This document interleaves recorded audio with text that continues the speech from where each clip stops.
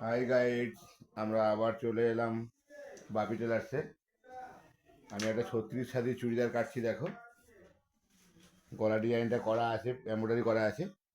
এই প্রথমে নিলাম 2.5, তারপরে 3 ইঞ্চি 2 সুতো, এখান থেকে বগল নিলাম 5.5, এখান থেকে 7 ইঞ্চি নিচে পাছার কোমরের মাপ, ওখান থেকে 7 ইঞ্চি নিচে পাছার মাপ।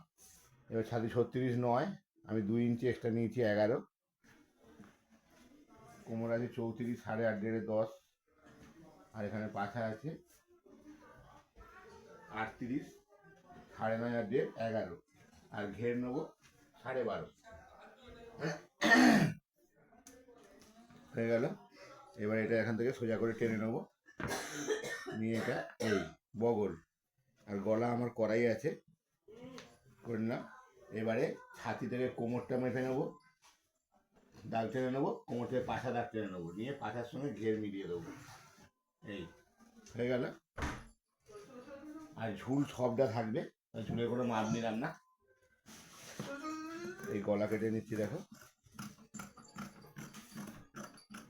গলা হলো এই কাঁধ 3 ইঞ্চি 2 সুতো,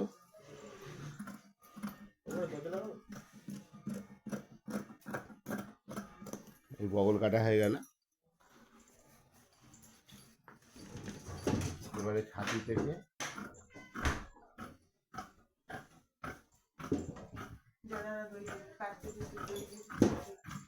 কোমর দিয়ে এই ঘেরে কাছে চলে গেল।